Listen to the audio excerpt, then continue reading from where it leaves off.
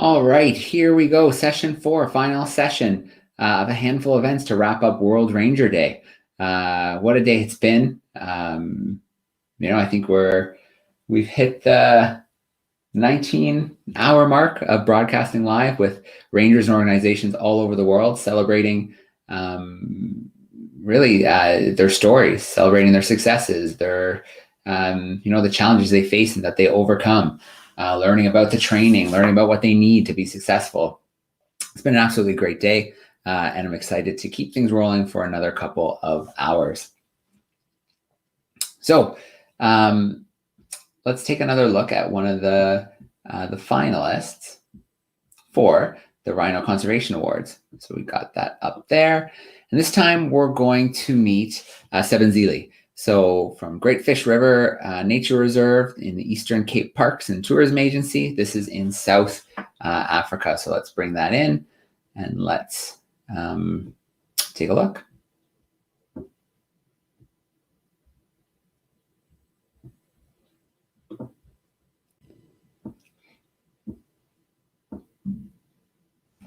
My privilege to be able to talk to you a little bit about Sebenzele Ruetko from Great Fish River Nature Reserve in the Eastern Cape of South Africa. He's worked there as a ranger for over 36 years. He's the acting principal ranger, which means he's the commander of a group of 25 rangers that protect that incredible piece of biodiversity for us and for future generations. He's an exceptional example of a good leader. He leads from the front. All the arrests made on the reserve for illegal incursions were done by Sebenzele himself last year. He's out in the front. For someone who's worked there so long, he has an incredible fitness.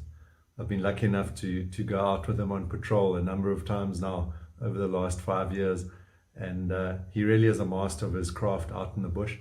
As I say, he leads from the front.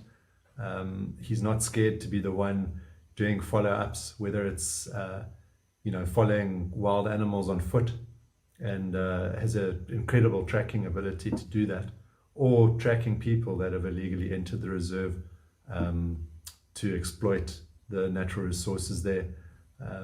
Certainly one of the finest rangers that I've met in my time, and a huge hats off to him and a salute to his team. He's someone who's worked against the odds. He's led by example, he's led from the front, and he keeps superior fitness to most of his guys that he works with, and is able to outrun them when push comes to shove. So he's someone that we're incredibly proud of. We're really proud that he's made the shortlist for the Rhino Conservation Awards this year, and we wish him all the luck for the finals and the announcement of the winners on the 25th of August. Good luck, and we're rooting for you. All right. Big congrats to Sebenzele on being one of the 12 finalists for the 4 categories in the Rhino Conservation Awards. So we're going to take a little trip now to Georgia, not Atlanta. Nope, we're going to Georgia on the other side of the Atlantic. So we're going to take a trip to meet a few people from the Agency of Protected Areas in Georgia, and they announced some exciting news during this event. So we're going to meet Katuna Katsarava as well as Vaja Kochiashvili. So both with the Agency of Protected Areas. Let's check it out.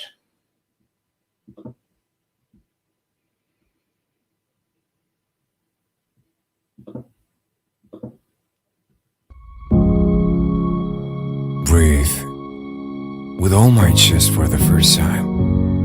My journey was beginning and I was stepping into the new world. It's like a refugee from the everyday life. My mind was totally obsessed with the landscape, but I've never felt alone. Friends, people, travelers, everything was around me. It was just me and real history with all its enchanting glory. Just the most mesmerizing picture I have ever seen in my life.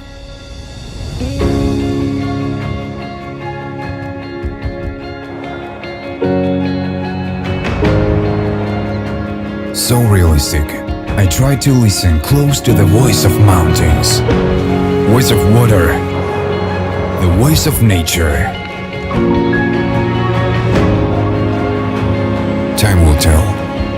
I will come back here soon.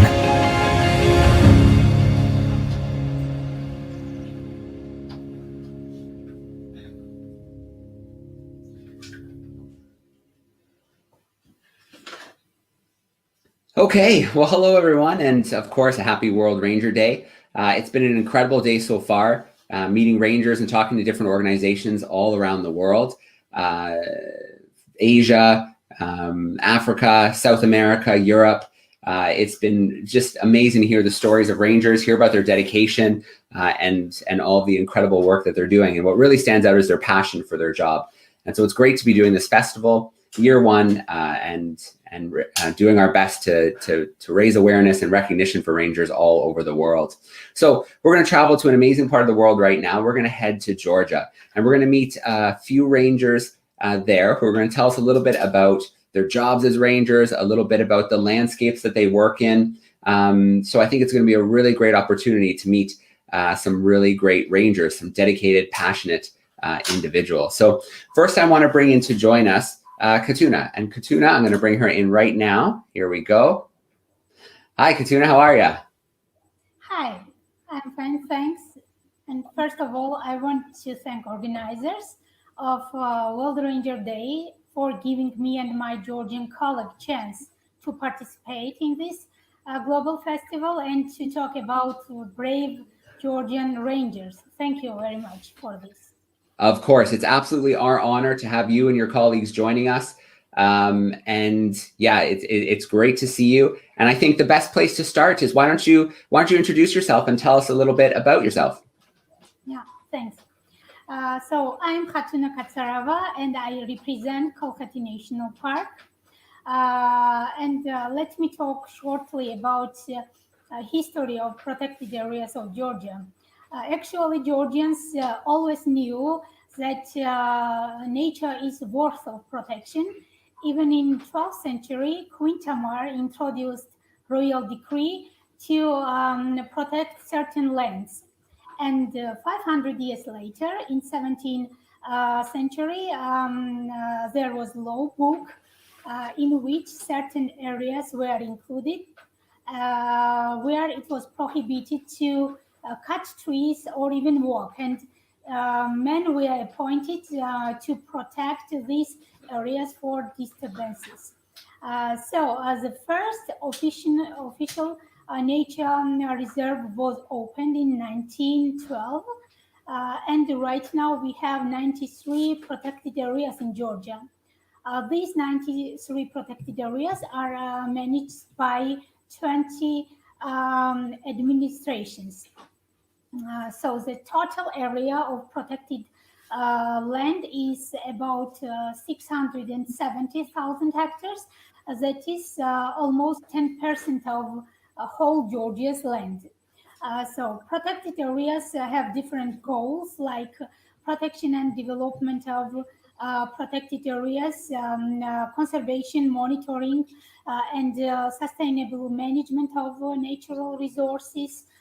Also scientific research and monitoring, ecotourism development, also public relations and eco-education, and supporting agrotourism.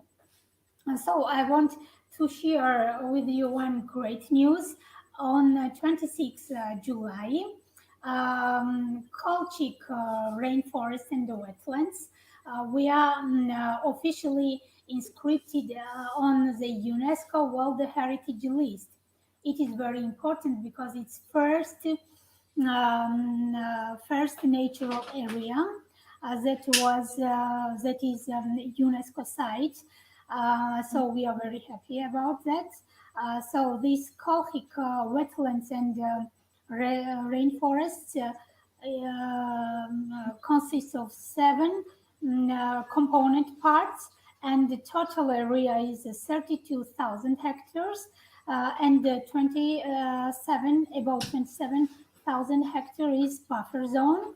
And this UNESCO the site is located in 4 different protected areas of Georgia. And also I want to give you short information about this UNESCO site.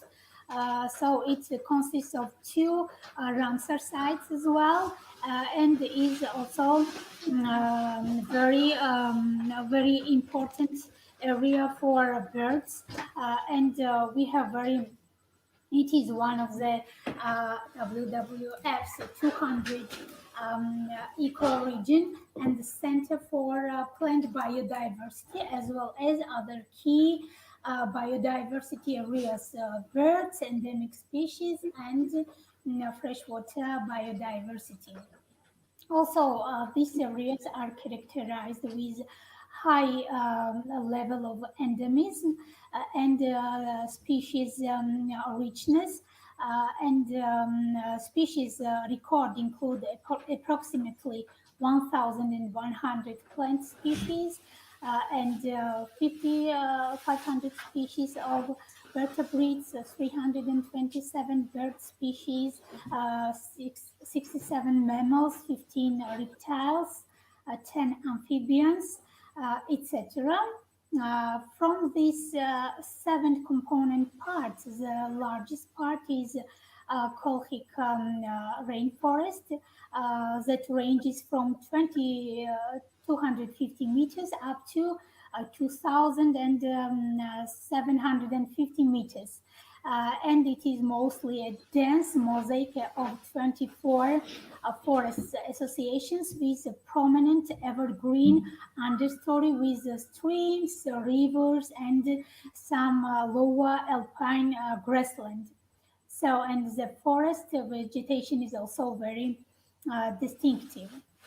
So now let's switch to rangers. Do you have any specific questions, or should I continue about the work that rangers do? Yeah, I mean, first, I want to thank you for that great overview of Georgia's protected areas, and congratulations on the new UNESCO World Heritage Site. That must be pretty exciting, and it sounds just like an incredible place. So again, big congratulations on Georgia's first UNESCO World Heritage Site. Very cool. So yeah, I mean, I would love to dive into rangers a little bit. So, I'd love to start off with, how long have you been a ranger for, and where are you currently working? Okay, so I started working in Kolkhati National Park in 2008. So it's my 13th year, and I'm the head of administrative division here. Mostly I also organize some eco-educational events and activities, and I work very actively with students, starting from kindergarten students and elementary students, high school students, and university students. And I organize many eco camps, and I'm the former of Youth Ambassador Rangers program that allowed students from this area to participate in eco-educational activities, as well as they had chance to spend time with park rangers. We actively cooperate with educational institutions, with eco clubs, with universities, researchers, so on. All right.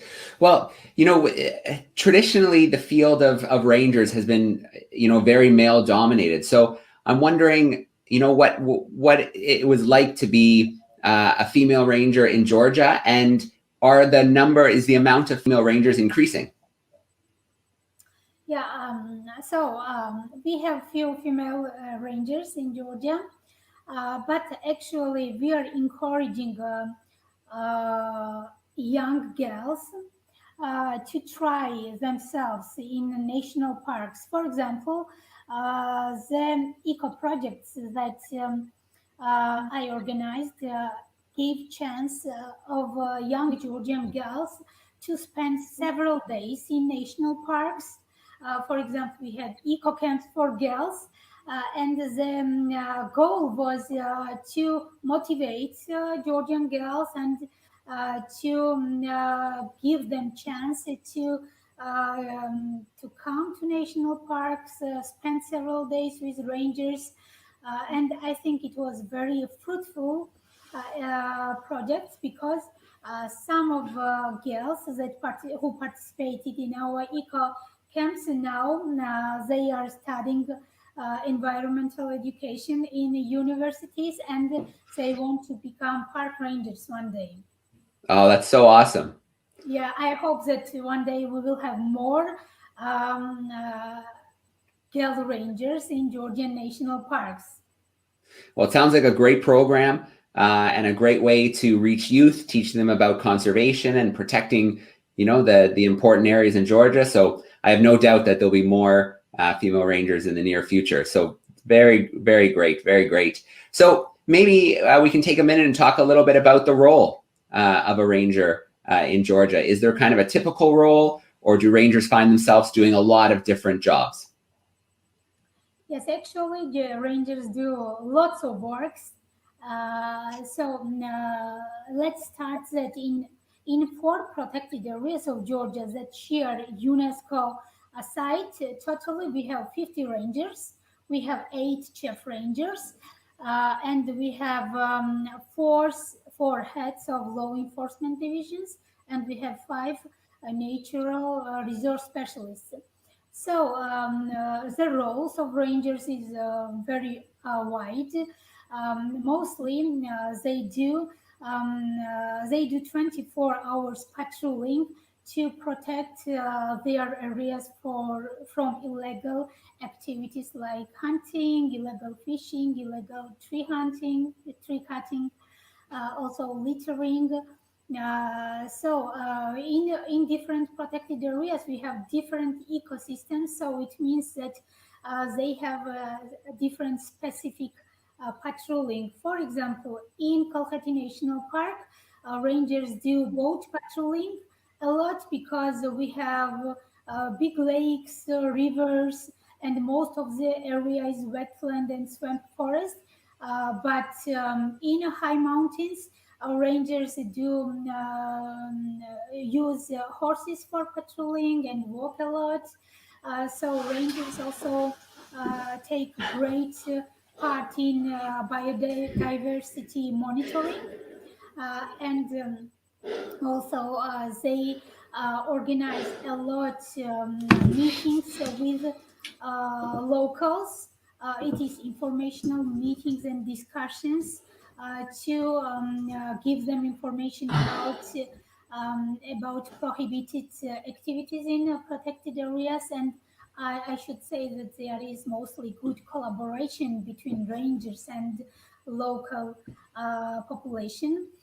Also, rangers organize and take part in many awareness raising activities like cleaning ups, tree planting, and they work a lot with students, elementary school students, high school students, and university students.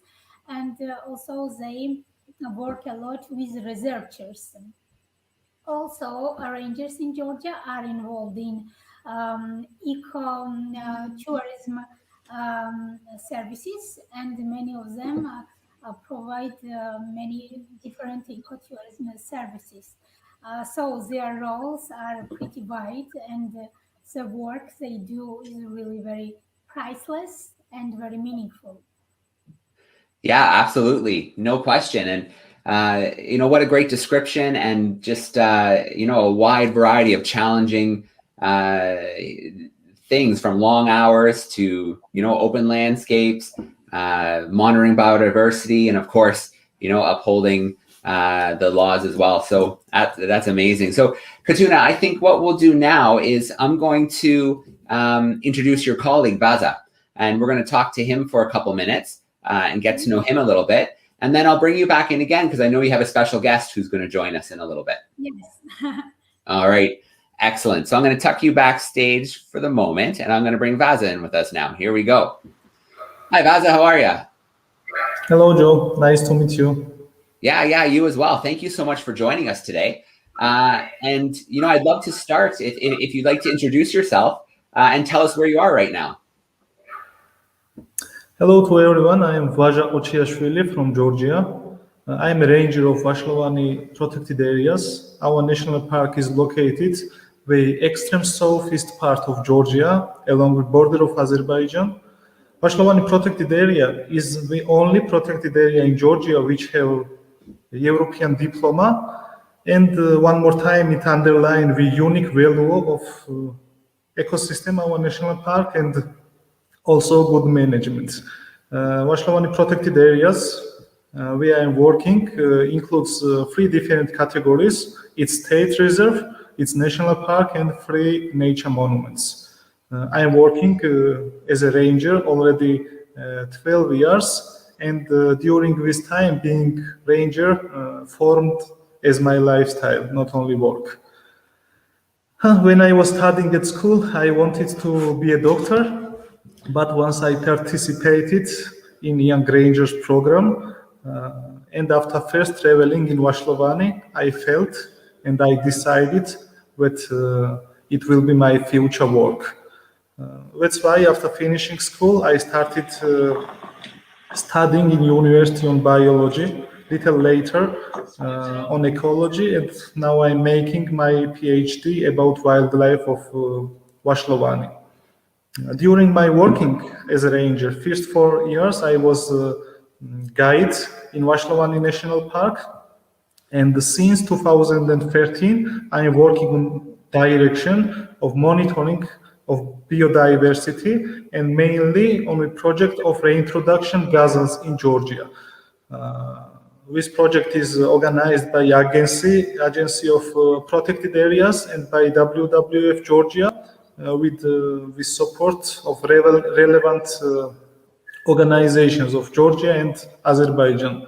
With this transboundary project, and it's very a good example of cross-border cooperation of protecting nature.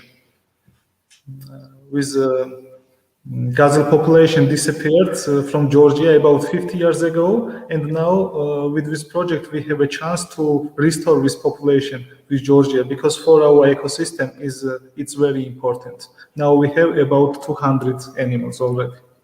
Oh, great. Yeah. And so you mentioned that your role has a lot to do with monitoring of biodiversity. And I wonder, how are things going in the place where you're working? Is levels of biodiversity kind of staying the same?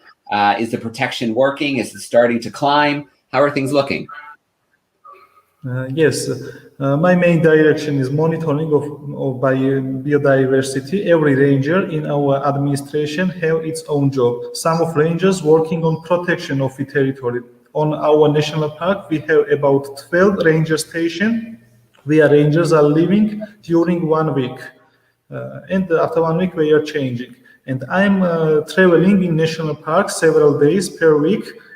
I am installing photo traps. I'm getting place in different researches with scientists from university, foreign scientists also, and after analysis of our results, we can say how many animals we have, which population, brown bear, lynx, gazelles, wolves, and after this we can plan any project of support them. Yeah, that's great. Yeah, absolutely great. Amazing. Vaja, I'm wondering about, Katrina talked a little bit about some of the challenges rangers face out in the field. So I'm wondering, what is it about being a ranger that maybe you find most challenging? But then I'd also love to hear a story of a time that you're really proud of, something that made you really proud to be a ranger.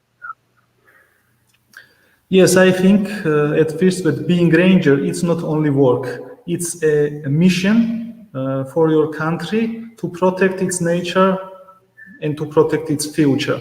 And when you feel that it's such important job, it's getting very easy to be a ranger, despite that, with conditions working in the field. It's not easy, and we had many rangers who could not work the whole time, because if you don't love nature, if you don't feel it as your own, it's very difficult to stay during weeks in the wild.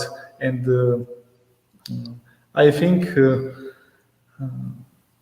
for me, I am very happy that I have possibility to be a ranger, and now my work it's my hobby, and that's why it's easy and very pleasant for me to work in the field as a ranger.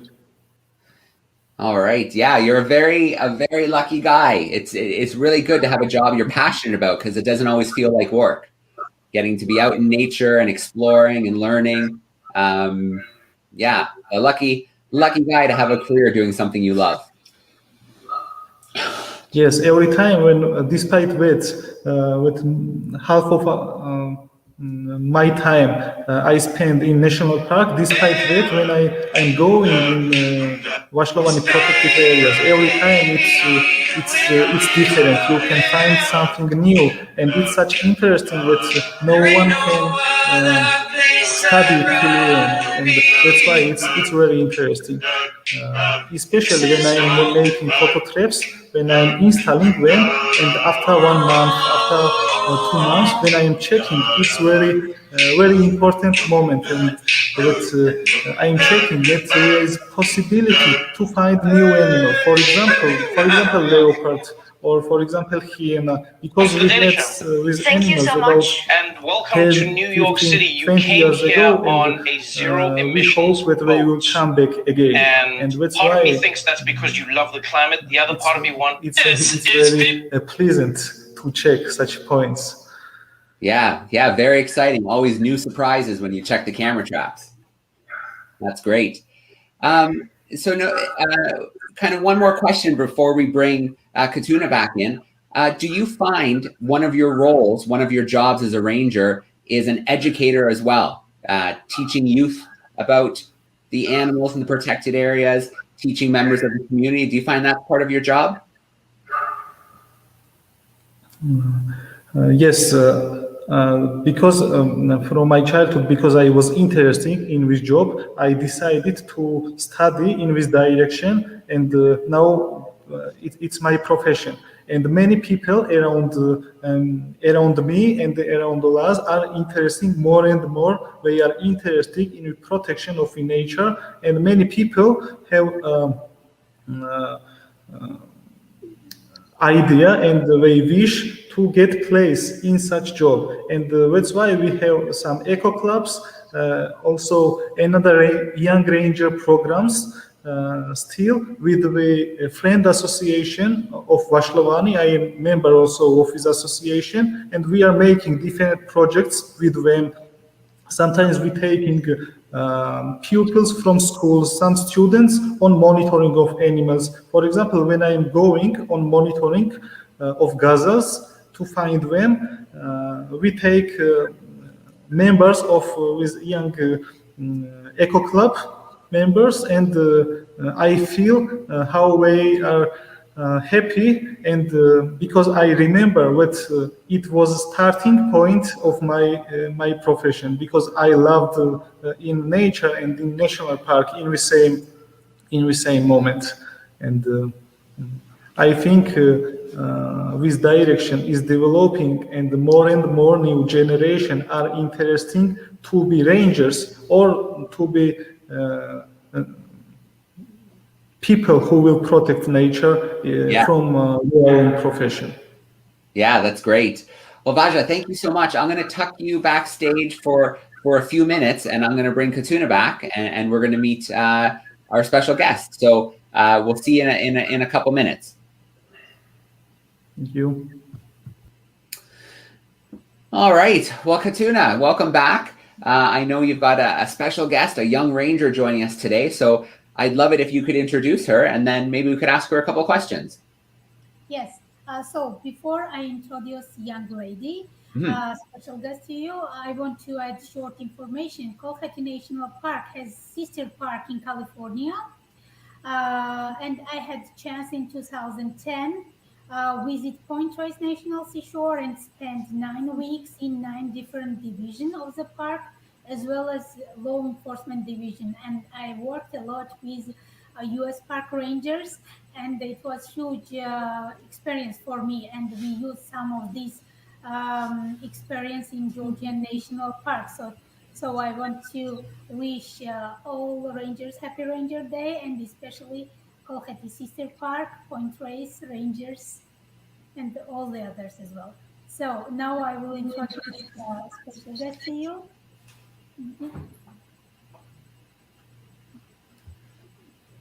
Good day. Hi, how are you? I'm fine, thank you. I'm good. I'm good. Thank you so much for joining us today. Would you like to introduce yourself and tell us how old you are? Yes, my name is Alexandra Matgala. I am 20 years old. So, Belgavi, welcome back to another video, and today's is sponsored by Snack Surprise, State University, which is the company biochemistry. who deliver surprise snacks right to your door. And So it's not just a clever name. Each month they deliver a new box of snacks from a different country. Could be Australia, Japan, Turkey. Who knows? You might think All it's right. Turkey from do Turkey. you want me to talk about Their boxes this include program popular or snacks something? from each country. Absolutely. Yeah, I'd love to hear about the program. Drinks, a bunch of other stuff. In fact, let's find out what's in this one. That is polite packaging.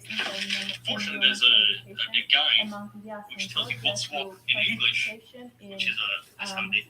Should have got Mrs. Beard to try these out. That would have been humorous. Delivery is free to any address in the United Kingdom. So if you're into some surprise snacking, then I'll put the details in the description below, and you can use the code BABYSPOON to get 10% off. Let's get on with the video. What's up, folks? Welcome back to another episode. And today I'm paying a visit to a cafe called Nice Nosh. At least I think it's a cafe. We were able to do the bird watching, bird banding, and monitoring. Like Frankens, somebody knows me. I get going. All right, today I'm at a place called Nice Nosh in Osid, and I'm taking on the Mega Nosh Challenge, which is pretty much just a delicious-looking giant breakfast sandwich. All right. Excellent. And I wonder what got you inspired and so interested in nature and learning more about it. You finish in 15, if not, and you finish it, in a longer time frame than that, you still get your name on the leaderboard. 23 minutes and 1 second. It's about top, no? Time is going. All right. Stuck in. So when I was growing up, I What's up, Belgavi? Welcome back. I know. This video is a little short, but as I keep telling Mrs. Beard, it's not all about the length. Know what I mean? You having a nice day? In biology. So when I finish this, this project, I was about 15 years old, and this was this particular patron did not seem to have much faith I would be victorious, and no surprise, 15 minutes is not much time. In my decision. All right, excellent. And do you know right now what you'd like to do in the future, or are you still thinking about it? Somebody's going to do it. And I think I will. Yeah, that's what I tell myself anyway. It's Go a tough on job. this profession, Somebody's got to do it. and then I think. learn the If I don't, who will? Anyway, let's All get right, into the challenge. excellent. It's a breakfast sandwich, as you can see, which I've done a Very couple cool. now in quick succession. It's called the Mega Nosh Challenge, which if you can. Oh, that's great to hear. It's great to hear. And do you, with the Young Ranger program, do you know roughly how many students are involved? Is what makes it tricky, because of course tiger lobes are notoriously crusty. That's great. And then they get to spend some time in the field as well? I won't get into that. I don't want people to watch my videos while they're eating, so hopefully I didn't put you off your food. But yeah, what's in this thing? It's bacon, sausages. All right, that's so great. And thank you so much for joining us today and sharing a little bit of your story. it's always exciting to see, youth excited, learning about the environment, and then actively taking part in its participation. So it sounds to me like Georgia's future conservationists are going strong, and hopefully there's a great new generation of rangers coming up. All right, excellent. Well, I'm going to bring Vaja back in, and Katuna, if you want to join back in on camera as well. Maybe you guys can both fit on camera. And I just want to start by saying, what a pleasure it was to have you joining us today and representing Georgia. It's so exciting to hear from some of the youth. It's so exciting to hear about the wild and protected places, and very exciting to hear about the new UNESCO World Heritage Site. So it sounds like there's lots going on in conservation in Georgia. And it's great to just meet two of you. And I know there's a whole great big team that's out protecting. So I want to give a shout out to your whole team of rangers and administrators doing such incredible work.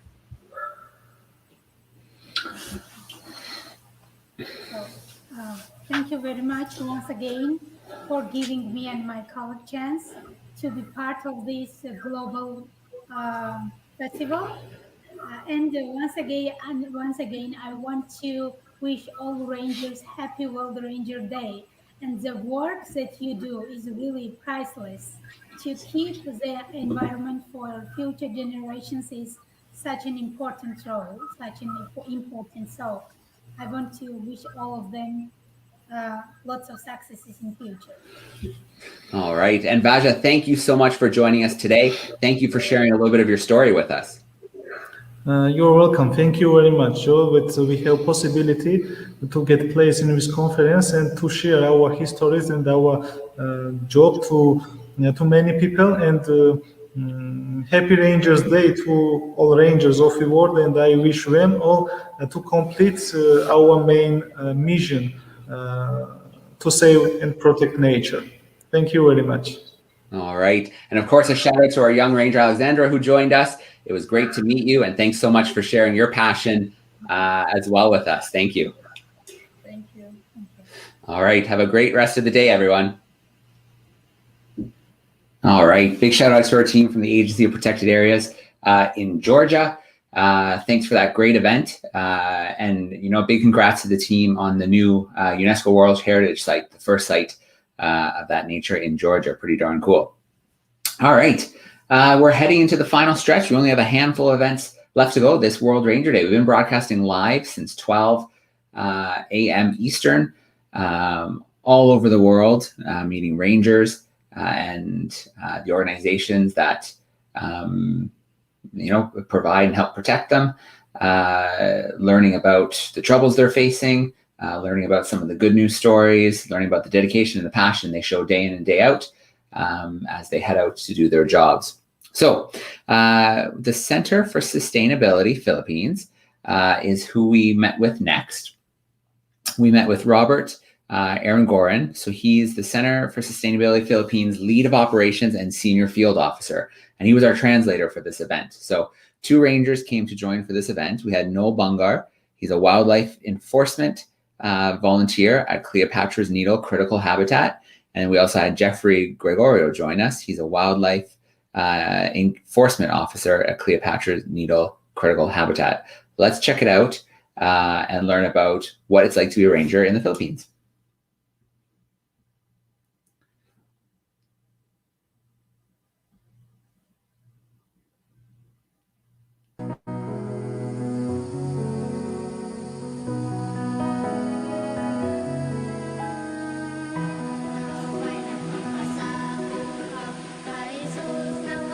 Po si Tatay Doring, dati kong tribal city, nakatira ng sitio Palakosan.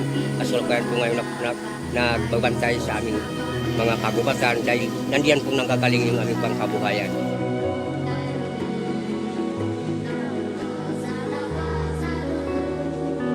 At kami naman po ngayon kasalukuyan naman po namin kaming mga katutubong batak, nakatira sa mga kabubatan. Yung kaugali namin po ay hindi kami permanente, hindi palipat-lipat. At yan po kami gumaganap sa aming mga kabubatan, nagre-ritual Yan po namin ginaganap ang aming mga kasayahan, kagubatan, gaya ng yung paglalambay, isa lang po sa amin na ginaganap namin yung pagre-ritual.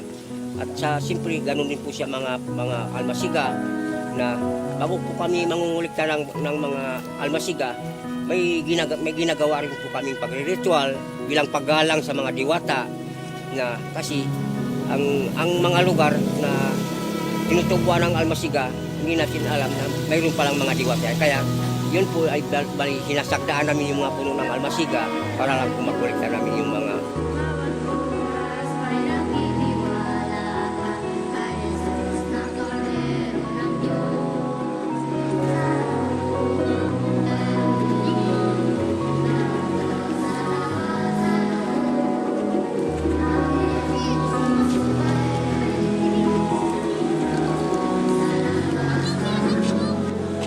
My name is Sebenzele Ruetko and I work for Center for Sustainability.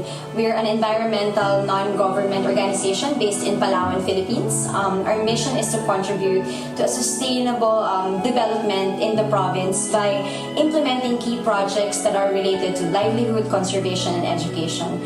Our work comes from communities and to communities, incorporating local knowledge and making that as a backbone for our projects. We're currently working in Cleopatra's Needle. It's one of the oldest and most pristine forests in the province of Palawan, the last frontier of the Philippines. Aside from its beauty, aside from its richness, it's also home to the indigenous community of the Batak people. Our organization has learned a lot from them, from their experiences safeguarding this forest since time immemorial. And so with that, we really want to bring in projects that are respectful not only of the environment, but also of the tradition and the rituals that are woven into the forest of Cleopatra's Needle.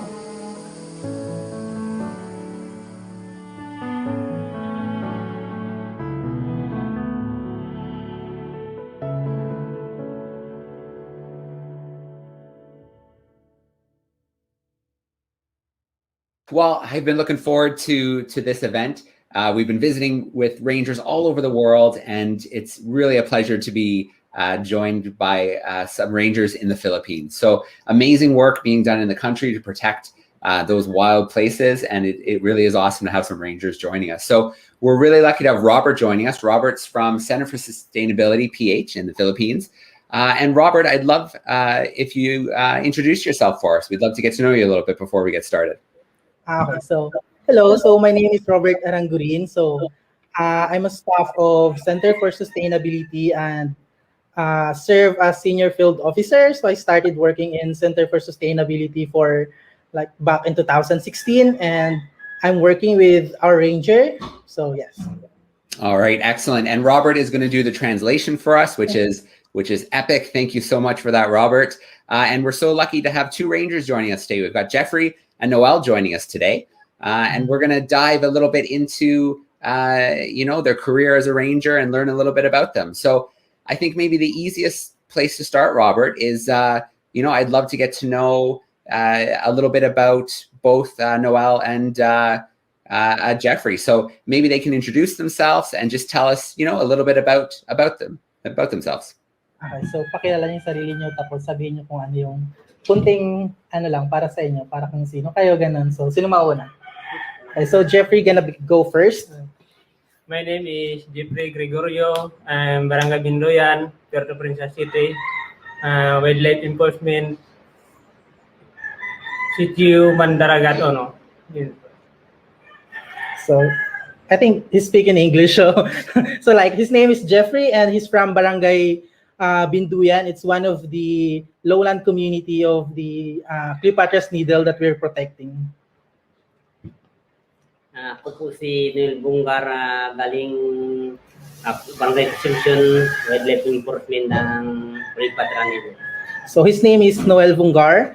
He's from Sitio Tagnaya, one of the indigenous community of the Cleopatra's Needle critical habitat. All right. Well, again, an absolute pleasure to meet you both, and thank you so much for joining us today. I think, I'd love to maybe learn a little bit more about the area where you live, the area that you're protecting. Can you tell me a little bit about the area that you're protecting, the wild place? So gusto niyang malaman yung magkwento lang kayo kung saan yung kwento niya yung lugar, gusto niyang malaman yung mga lugar na pinanggalingan niya. For example, ikaw sa City Tagnaya, ikaw sa Binduyan, so ikwento niyo lang kung ano yung mukha ng mga lugar ninyo. So sino mauna? Okay na, sige. Ang narating sa lugar namin yung Kulipatra mismo. Maganda yung lugar ng Kulipatra. Medyo... Sige lang. So yung kwento mo yung sa City Tagnaya, yung tinitirhan mo. Ako galing barangay ako Sitio Tagnaya, yung lugar ng barangay Tagnaya ay yung sa bundok, liblib na bundok. Pero maganda kasi yung kakahuyan doon medyo malalaki, yung sariwa yung hangin, maraming mga hayop. So he said that he's from Sitio Tagnaya. It's one of the community in the one of the indigenous community in Cleopatra's Needle. He said that this area still have a lot of big trees, fresh air, and like a lot of wild animals. All right, beautiful.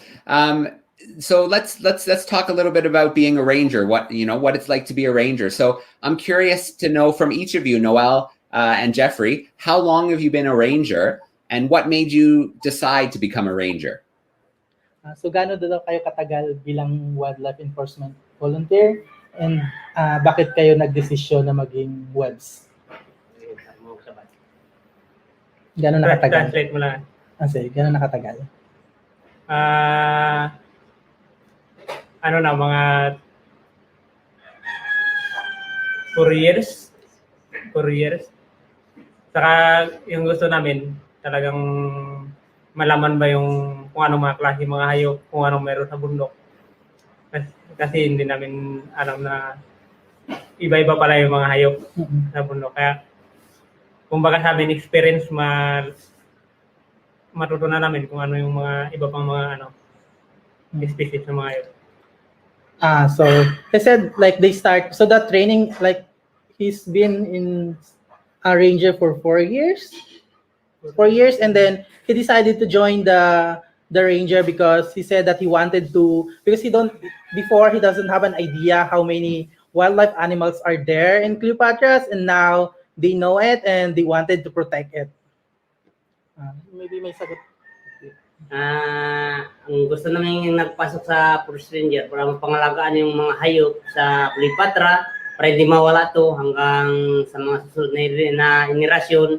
Nandyan pa rin yung mga ibon, mga hayop sa kagubatan para makikita pa ng mga susunod sa amin pa. So he decided to join the ranger because he wanted to protect also the wildlife animals, the forest, for the future generation of his children. All right, excellent. Very good reasons for becoming a ranger. I think it would be interesting to learn a little bit about what a typical day might look like. I know you probably do a lot of different things on different days, but what kind of things do you find yourself doing as a ranger? So gusto niyang malaman kung paano, kunyari nag-aakyat kayo ng bundok, di ba? So paano yun yung typical na araw ng pag-aakyat niyo ng bundok? Kunyari mag-aakyat kayo ng 3 days, di ba? So simula kayo ng Lunes. Paano yung kung paano kayo magsimula ng umaga hanggang gabi, ganun, kwento niyo lang kung paano yung simula niyo. Ang simula namin umaga, maghanap ng mga iba't ibang klase ng ibon, kung anong mga pangalan nito, kung saan makikita siya, kung saan ang pwede niyang tirahan. Ganun din yung mga paggabi, yung sa gabing mga ibon, kung anong klaseng ibon yung lumalabas sa gabi, tapos kung ano ring klase, anong pangalan nito. So they started the day like early in the morning to go in the forest, in the mountain, and then they find a lot of animals, especially birds, and then listing the names, where they can find it, what food they eat, and then the same as the night goes, they go also at night, then recording any especially wildlife that they can find in the area that they don't usually see in the lowland area, and then put it in the record and send it to the CS for us to send it to the partner government agencies. Pares lang din ba sa'yo yung ganun? Iba rin. Sige, paano yung sa'yo? Yung sa amin, halimbawa, mga hapon, pagkatapos, gabi, hanapin yung mga tirahan ng mga hayop, yung habitat. Okay. So for Jeffrey, on his area, they usually start at afternoon up to the night, just to find like for the example, like the animals that only show at night, so find their habitat, and then as the same with Noel, report it to us in CS, and then for us to report it to the government partner agencies. All right, very cool. Well, it sounds like you get to spend a lot of time outside and seeing lots of different types of animals, different animal species. So I'm curious to hear from both of you, Noel and Jeffrey. Do you have a favorite animal or a favorite animal you really like to see when you're out in the wild? Kung meron daw ba kayong paboritong hayop na gustong makita sa bundok na nakikita nyo at bakit? Sige, ano yan? Ang paborito kong hayop yung Bakit? Paraka, saka aha. Bakit? Kasi ang gusto ko malaman doon, yung mga kung anong klase ba siya, kung makamandag, kung hindi, kung ito yung, di ba yung ibang hayop, kinakain ng mga tao. Yun ang gusto ko malaman, na ito parang hype nito na papakinabangan bago yung ito hindi pwede. So he said that he really likes snakes and frog. And why? It's because he wanted to learn a lot about this kind of animals. And because like here in Palawan, particularly in the Batak, like in the indigenous area, there's a lot of animals that they eat. So for him to help them to know what kind of animals the people can eat and what are dangerous for them. Sa akin naman, yung paborito ko yung Palawan Peacock Lizard kasi iba't ibang kulay nito yung balahibo, maganda yung kulay, makita, at saka siya ang logo ng Puerto Princesa City. So he said Palawan Peasant Peacock because it's really beautiful and it can only be found here in Palawan, and there's a lot in their area, and he said that it's also the logo of our city, the Puerto Princesa City. All right, very cool. Well, I have some homework now. I'm going to look up and find a picture of that because I want to see one now. Very cool. So I know, being a ranger, it's not an easy job. Long hours, hard places to get to. So I'd like to hear, from each of you what one of the biggest challenges is to doing your work. So, sabi niya na hindi madali maging forest ranger. Gusto niya lang malaman kung ano yung pinaka challenging na parte ng pagiging forest ranger. Yung pinakamahirap, yung nagiging challenge sa inyo. Yung pinakamahirap na challenge na naranasan namin, siyempre pag tag-ulan, siyempre mababasa kami, baha, hindi makatawid sa ilog, pero pinipilit na magtawid para ng mga roving, para makita yung mga halamang lupa. He said that the rainy season, because like here in the Philippines, like rain for almost all the year, so it's hard for them, especially when the water in the river get high. It's hard for them to go, especially when they are in the middle of the forest and they need to go back to the community. They can't cross the river because it's really high, so that's one of their biggest problem. But they just doing it for the sake of protecting the forest, the wildlife over there. Ikaw, anong challenges? Yung pinakamahirap? Like, delikado ba or ganun? Yung pinakamahirap pag, halimbawa, grabing yun, ganun, ulan, bago magbaha. Hindi ka akit ng maganda sa bundok. Hindi mo kung talaga yung ba? Hindi ba delikado sa mga illegalist, mga ganun? Delikado yung mga ganun. Kapag naka-encounter kayo? Pag naka-encounter ng mga Maraming mga panganib sa bundok. So he said that like also the same with Noel, but he added that like if they encountered some poacher, illegal loggers, it's hard for them, especially for like the indigenous people like them. They kind of scared for them for their life, I guess, for being there and then like encounter this kind of people. Yeah, and you know, and an encounter like that, you know, what do you do in that situation? Do you try to talk to them, maybe educate them a little bit? What would you do in a situation like that? So, halimbawa, naka-encounter kayo ng mga illegalista, yung mga poacher, ano yung ginagawa nyo? Kinakausap nyo ba sila ng maganda? Binibigyan nyo ba sila ng mga natutunan nyo sa, like yung mga educational na natutunan nyo, yung mga batas-batas, gano'n? Kinakausap ng maganda na wag nang kuhain yung mga ibon kasi pag naubos yan, wala nang makikita na yung mga nakatira dyan na mauubos. Kaya wag na silang magkuha ng mga ibon o kahoy man para hindi maubos yung mga sa kagubatan, mga ibon o kahoy man baka maubos. So he said that they talk them nicely and like educate them by saying that they should not do the illegal activity because it might get lost, like, or get extinct, like all the animals in the forest if they continue doing it. So yun. Sa akin, pinakuan ko yung mga tao na wag na masyado magputol ng kahoy kasi yun, sinasabihan ko rin na na bawal. Yun ang pinakamaraming encounter ko doon. Pero din talaga. Yun ang isa.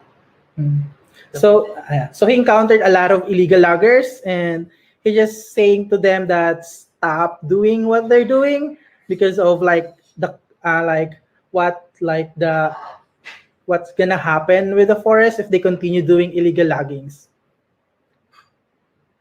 Yeah, and then maybe reporting some of that activity as well, I imagine. Yeah, so like what they're doing is, especially when they do like they encounter this kind of activities, it's either they go and report to the barangays, like in their community, or put a record on us, give the record on us, and then we're gonna send it to the like Department of Environment and Natural Resources that are partners also, like government agencies here in Palawan. Okay. So, you know, we've heard it's a challenging job reaching some of the remote places, long hours, getting up early, staying out late. I'm wondering if each of you can share a time, a story, or a time where you felt really proud of the work that you do. You know, something that made you really excited to keep doing what you do. So alam niya na mahirap yung trabaho, na hirap pumunta sa yung mga matataas talaga, yung mga magubat. So gusto niya lang malaman yung pinaka-proudest pa, na yung pinaka-proud kayo sa nagawa niyo at yung dahilan na bakit kayo nagtuloy pa din maging wildlife enforcement volunteer kahit mahirap, pero yung pinaka-proudest na moment niyo, yung pinakasabi niyo na proud talaga kayo na nagawa niyo yan. Ito kasi yung namin. Habang nandito pa kami, yun, kagaya sinabi ka ni Gabi, pagdating ng sunod na henerasyon, may makikita pa yung mga mga tao. Yun ang pinaka-proud namin kumbaga may nagawa. Okay. So he said that like the experience that he did, like protecting their area is the proudest time of him as a forest ranger, and he keep looking forward to doing it. Like continue doing as a forest ranger. Sa akin, proud ako sa police ranger kasi mismo kami ang nagpangalaga ng mga hayop, mga wildlife sa kagubatan dito sa Puerto Princesa para hindi maubos. So what for him is he's really proud of himself as a indigenous people, indigenous person because he's indigenous. So he's proud of himself that even though he's indigenous, he can do like protecting his own forest, his own area for the future generations. Yeah, that's great. And, you know, I'm glad you brought up the future generations, because I think it's so important that kids learn about protecting the environment and what happens if we don't. So I wonder if Noel and Jeffrey find themselves as being educators in the community and teaching some of the younger people in the community about protecting the forest. Sa pakiramdam niyo ba nagiging ano kayo, parang teacher kayo na natuturuan niyo yung mga komunidad ninyo tungkol sa pangangalaga ng kagubatan, ng mga wildlife? Okay, sir. Ay kasi na-experience ko sa sarili ko.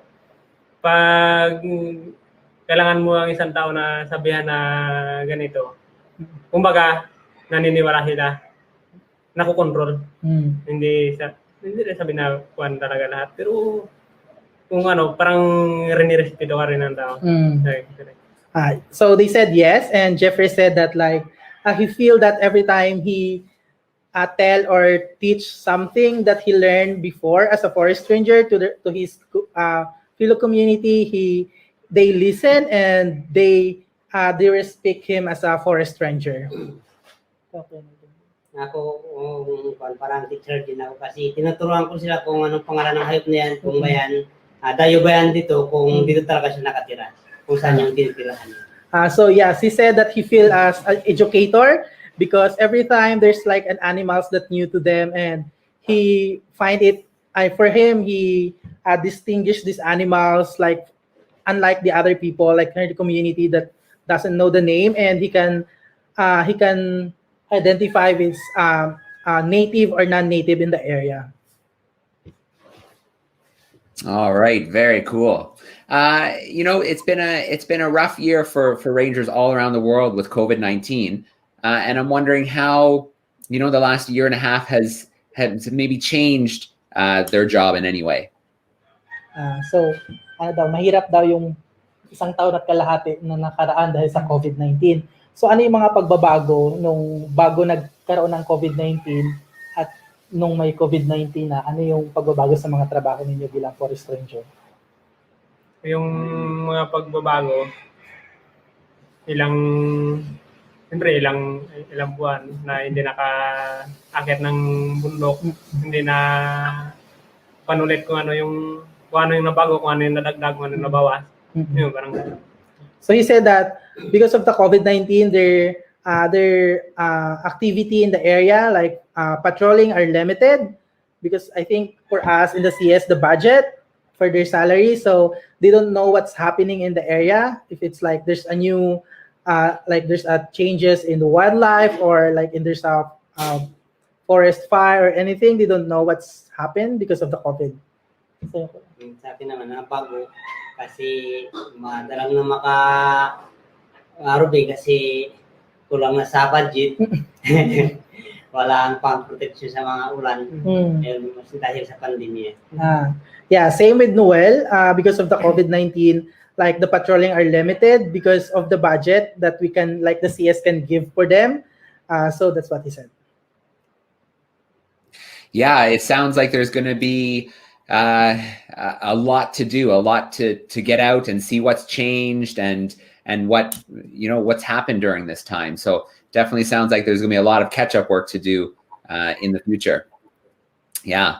And so the last thing I kind of want to think about before we wrap up for today is, you know, Cleopatra's Needle, I've seen pictures and presentations, and it looks just amazing, just a stunningly beautiful place. Is tourism, you know, before COVID, was tourism popular in the area? Bago ba nagkaroon ng COVID, maraming turistang pumapasok sa Cleopatra? Marami. Yes, there's a lot of tourists. Yeah. Is that starting to increase again? Nagasimula na ba siyang magpasok ulit yung mga turista? Not yet, because like there's still a lot of people that not get vaccinated here in the Philippines. So gathering with a lot of people are still not allowed. All right. Well, before we wrap up, I think, you know, there's a lot of people who are going to be watching this video live or watching it later, and they've never been to the Philippines before. So I wonder if Noel and Jeffrey, if there's something they'd like to share with us, to, you know, someone who's never been before, something about the Philippines. So marami pa mga tao, nanonood na tao na hindi nakapunta dito sa Pilipinas. So may gusto ba kayong sabihin sa kanila na patungkol sa Pilipinas, kung gaano ito kaganda, ganon? Gusto kong sabihin, maganda yung Pilipinas, presko yung hangin na kakahuyan at saka malis yung tubig. I just wanted to say that Philippines is really beautiful. The water, the forest are really nice. Ikaw. Yun, kung dito sa Puerto Princesa City, maganda. Maganda yung mga bundok, maganda yung mga tanawin, maraming mga puno, pagkatapos marami kang makita ng mga iba-ibang klase mga hayop. Bukod doon yung mga nature ng gubat. So particularly here in Puerto Princesa, the scenery, the forests are really beautiful. There's a lot of animals that you can see, and yes. All right. Well, I want to start off first, Robert, a huge thank you to you. Thank you so much for organizing this today. And thank you so much for the translation. And then to Noel and Jeffrey, thank you so much for the work that you do. And thank you so much for sharing a little bit of your story with us. Thank you, Dawson. Thank you. So they said also thank you for you. All right. Well, I hope you have a great weekend. And I look forward to getting some updates about how things are going in the future, and hopefully some good news when you're able to get out there more and see more of the protected area. Yeah, so looking forward daw siya sa mga update para sa mga mga susunod na mga darating na mga araw. So yeah. All right. Thanks so much, everybody. Have a great weekend. You too. Thank you.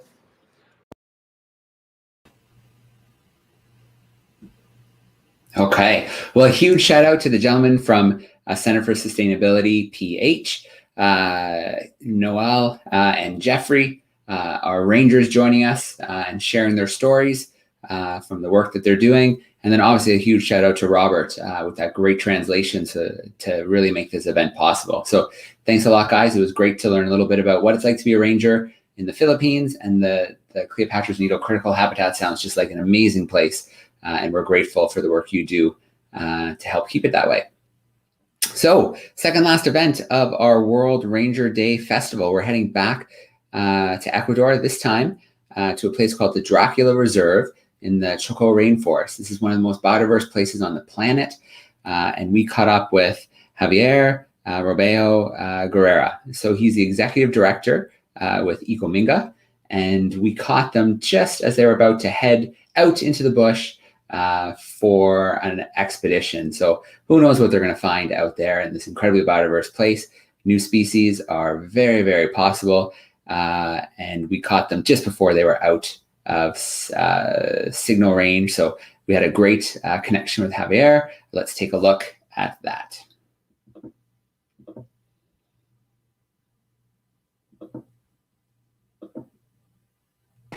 Well, Javier, it's so great to have you joining us today.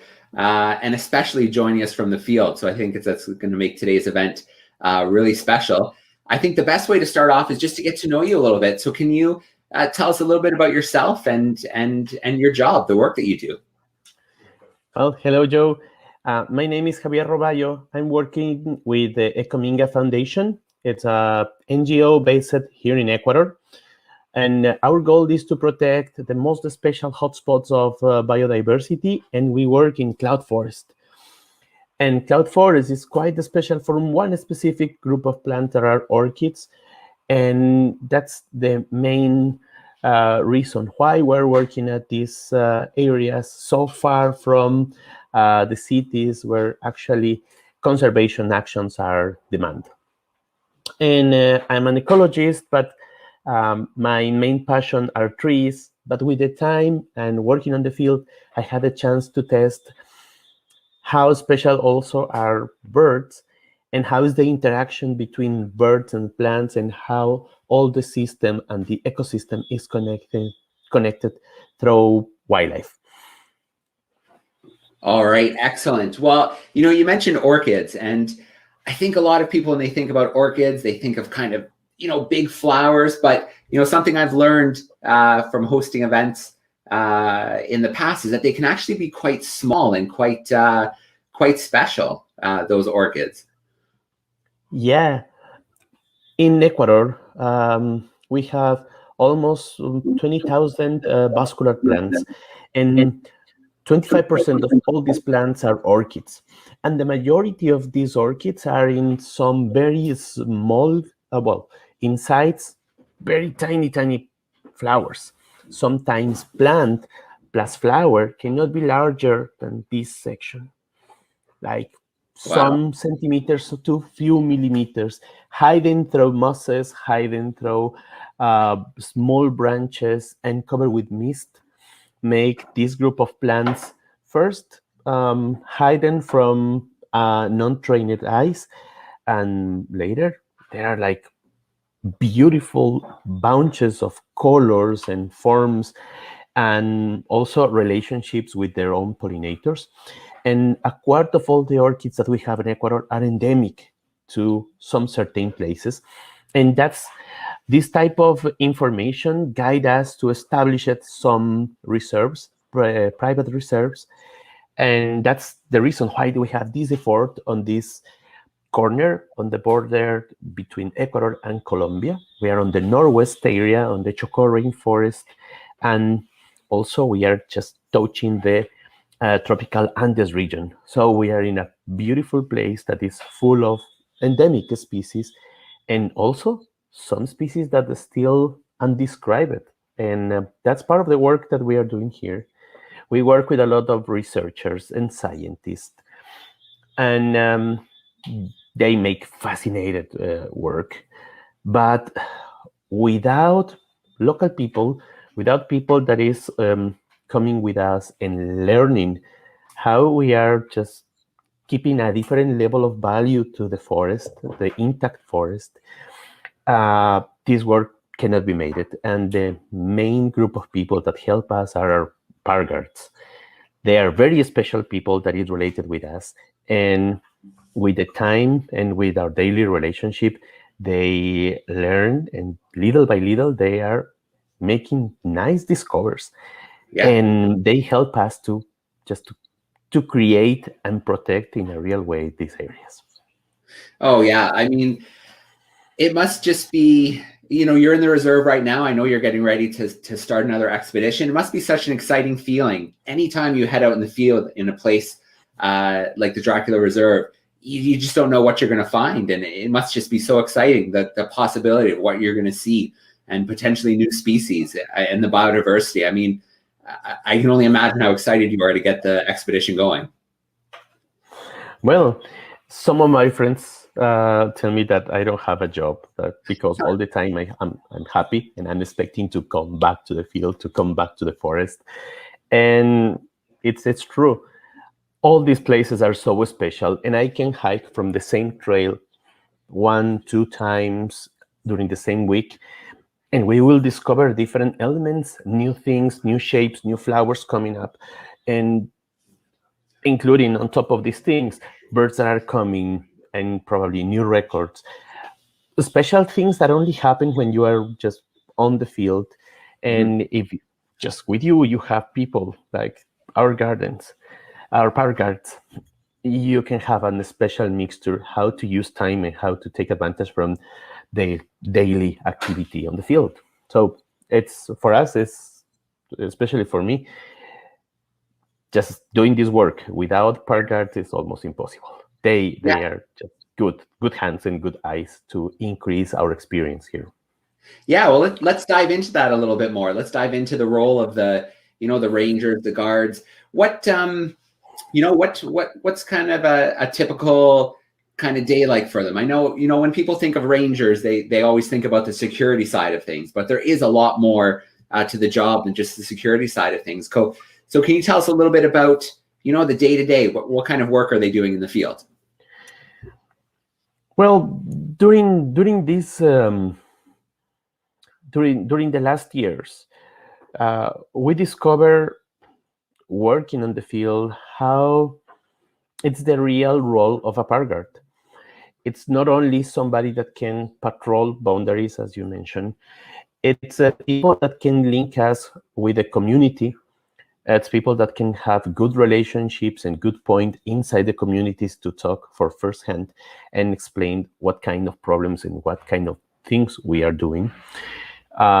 It's people that wants to increase the value of the biodiversity, people that wants to learn about nature. And that's most of the profile. And of course, they have special abilities on the field. They know how to orient it inside the forest without the GPS, without the compass. They can read the weather, they can read the when it's dangerous to stay in one point, or how to cross a river, how to just climb a waterfall, and how to discover a new trail in places where we never been. So that's the type of people that create the real role of a park guard. And they, with the time and with the experience with the researchers, they little by little discover other things, other phases of the life. And without these like feelings to understand nature, we cannot have a full park guard. One of the most valuable things is people involved in a real way in the things that we are doing. And our group of park guards, they really love the work that we make. And we are very open to teach what kind of things are important for like plants research, bird research, herpetology research. And little by little, we take advantage of their own abilities on observation, on how they can use now, for example, cameras, or the ability that they have to climb trees with no ropes, with nothing else. They can just take a liana and climb just 25 meters high to get fresh samples of flowers. And sometimes that's the things that we cannot do it. That they are fantastic. And that involves to be with a lot of passion to do these type of things. And through this way, we had a lot of discoveries that the park guards made. They was watching carefully what kind of things we are recording, what type of pictures we are taking, what kind of species we are registering. And little by little, they start bringing us new samples, new species, and they are actually the real discoverers of those stuff. So scientific work, it's going to be like complemented through the park guards effort, plus the work of the researchers. So actually today I have a new, for example, a new publication that appeared with a new species that was dedicated to one of the families of our park guards. And that's something relevant.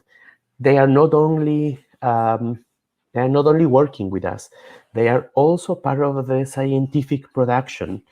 And they, with those things, they can feel more and more involved. So that was like a very new for me too, and I'm very happy to all the Recalde's park guards from the Baños reserves now have one tree that have their last name as the species name, and that can be a good recognition in local ways, and also it's an stimulation for the rest of the people. But let me just give you another story. One of our park guards went to, he climbed to one of the very high peaks on one of our mountains, and he just broke a good amount of pictures of one frog, a tiny frog. He sent some of these pictures through the cell phone to our herpetologist, and he said, "Oh, that's super strange. I only have one sample to this thing, and that could be important to describe this species because it's a new species." So he just go back to the place. He catch a couple of samples and brought to the herpetologist group. The expert easily identified as a new species. And the first offer that we made was, okay, this is something special to you, and we will name this species in honor to you. And at the same time, we was trying to help the community where all these guards are, trying to reopen the school. Unfortunately, the authorities was asking for like a new yard to reopen the school. They was lacking some of the infrastructure, and some of the guards said, "Okay, wait a minute. Why you don't just try to name this frog that is new to another person or another people, and we can just save this money and just buy the spot that the school need." So finally, we made it, and they have all the generosity to cooperate with their own community, just putting on top like social needs, rather than their own potential honor to name one species. And that only make people that is quite related with their own community, and also who can have the opportunity to discover things. And that's the type of people that we have. And that's the main core of our guards team. We have the honor to work with this type of people that are our colleagues.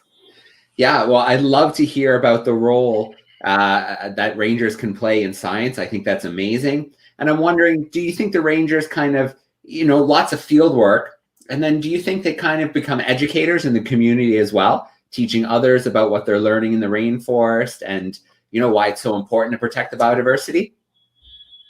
Yes, definitely. And this is quite of their own transformation. When you are living something, you start talking about your own experience. And when you talk through your experience, you are not trying to teach a class. You are giving your point of view, and you are sharing the things that are definitely are part of the main things that you believe. And when you have a clear speech, you are not like giving classes to the people. You are providing an opportunity to take a different point of view of life. And that's one of the main things that all our guards are doing. They talk through their own experience. And when they are not agree with something, they have one position inside the community to talk with more people and to say that they're not agree with something, or that they can show a different point of view how to take care of nature. And that's a good advantage. Sometimes the researchers, scientists, management group are not on the field, and they are not part like of the core community. But our guards, they are part of the daily things of each place. So they know how are the right words and the right moments to talk with everybody. It's something that you cannot do in a different way. No, absolutely. Yeah, no question. I mean, when someone comes, on an expedition from somewhere else, they're in the community for a short period of time. It means so much more when people in the community are empowered to take care of the environment and then share that with others. That message comes across so much clearer and so much more genuine that way. Yeah, absolutely. Yeah, and they also can pass the message about what kind of things really we are doing on the field when we have, when we are in an expedition, or when we are like 3 or 4 days far away from the rest of the people. People is curious and all the time ask, are they really doing something serious, for example? Or are they really working for conservation? Are they not looking for gold or other stuff? So they are actually the first phase from the community, and they have a full view of the activities that we are doing.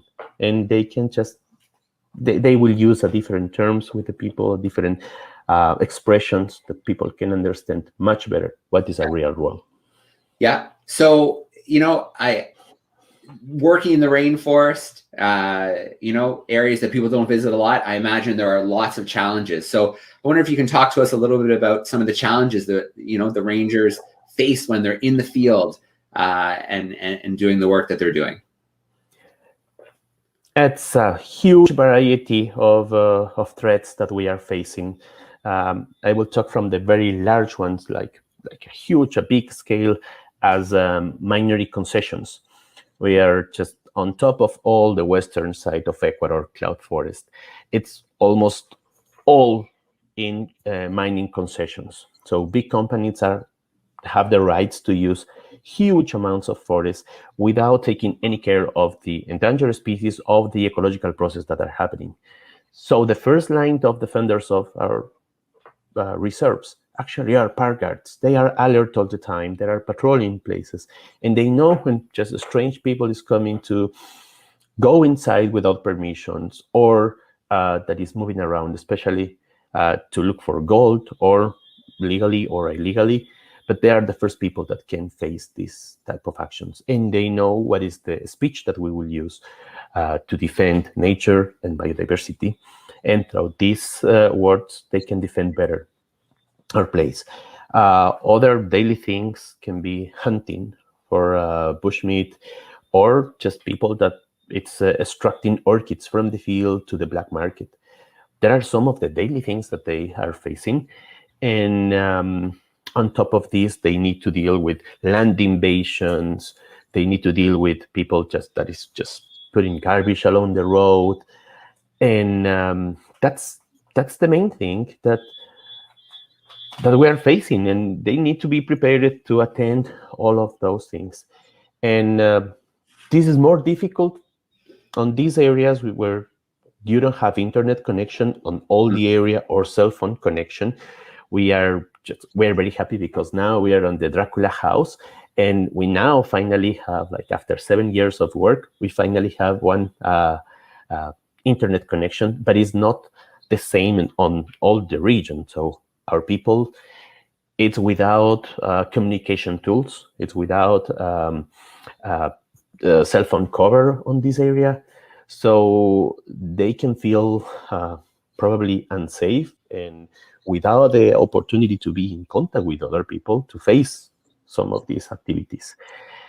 So yeah, that's some of the main problems. And of course, they are patrolling by motorcycles, by cars, by just walking through the forest. And also they sometimes are facing healthy problems, and they need to just take care of knees and back. And it's a lot of work, physical work, mental work, social work that they need to face. And they need to take care also from venomous snakes and spines and rocks and landslides. So it's a lot of things to take care, but they know how to move on these places as safety as possible. And they do this type of work because they believe on their own criteria to take actions through and under all these threats. Yeah, no, it's a challenging job, but Rangers are just such a passionate group of people, and it's so great to hear their stories, the dedication. And I imagine just moving around through the rainforest can be really challenging and very physical, very tiring. So, that gets me thinking about what drives Rangers, what drives you to do the work that you're doing. So I'm wondering, is there a story, or I'm sure there's lots of them, a time when, something happened that fuels you up, that keeps you going.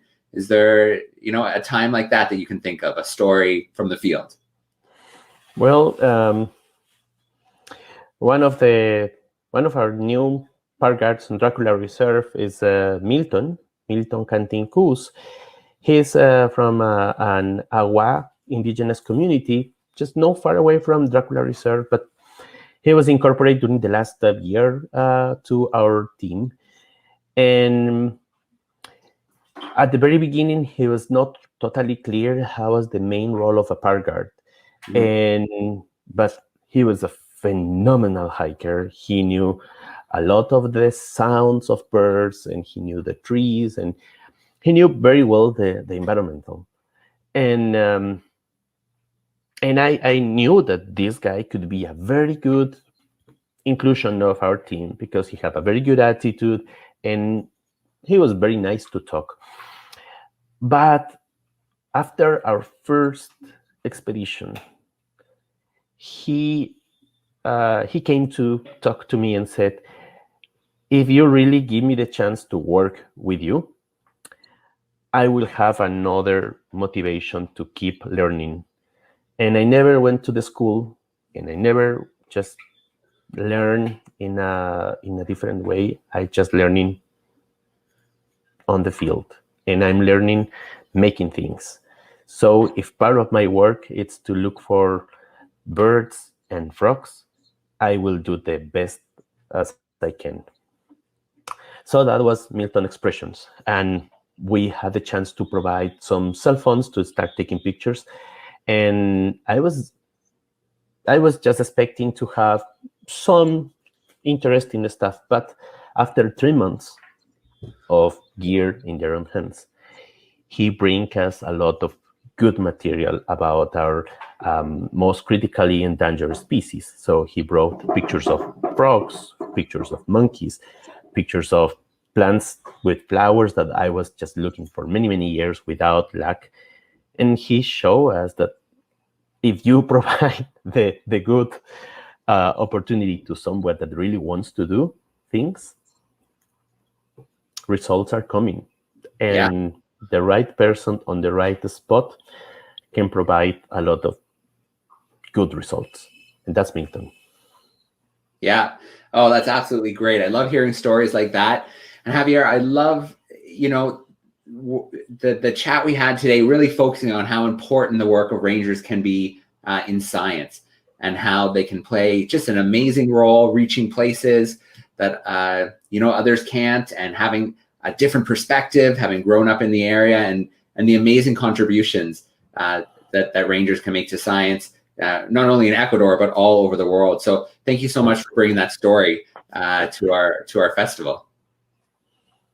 Well, you're welcome. And one of the things that all my park guards said is park guards need to know that there are more park guards around the world. To don't feel alone, to don't feel that they are the unique one that is fighting and sometimes just defending nature. And park guards need to know more stories of other park guards to be motivated to continue on this job.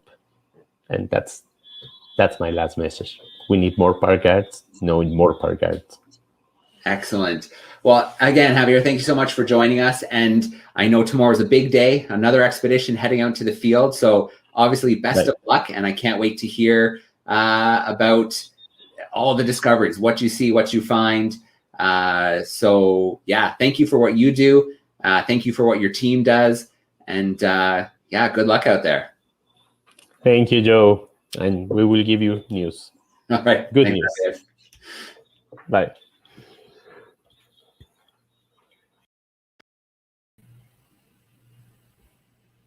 All right, here we go. It's time for the final event of the very first ever World Ranger Day Festival. We've been broadcasting live for over 20 hours now. I want to give a huge shout out to all the organizations who helped organize these events. Of course, a massive shout out to all the Rangers who joined us from all over the world, sharing their stories, sharing the work they do, talking about, what they need, the challenges they face, how they feel about the risks they're taking. And then, of course, sharing those good news stories, those victories, big and small, that make it all worthwhile. I think if there's anything to walk away with today, Rangers are some of the most dedicated, most passionate people on the planet, and they stand right there on the front lines of biodiversity loss, protecting the biodiversity that we have on our planet. So just amazing men and women from all around the world today. A huge shout out to them on World Ranger Day. Can't wait to do this again next year and share the stories of more Rangers from all around the world, and really celebrate them and, make sure that they're getting that recognition they deserve. All right, our final event is with African Parks. So we're connecting with two individuals for this one. So first is Hughes Okpona. He is head of institutional funding with African Parks. And then right after that, we have a short interview with Tuzolo Moyo. He's one of the longest standing park rangers at African Parks, and he's at Machete Wildlife Reserve in Malawi. So I'm going to play the video. When the video ends, that's it. That's a wrap for first ever World Ranger Day Festival. thanks everyone for tuning in. Big playlist is coming up soon with all of the events, and we're going to share it out there and hopefully keep spotlighting rangers throughout the year as we work towards next July and do it all over again. Thanks, everyone.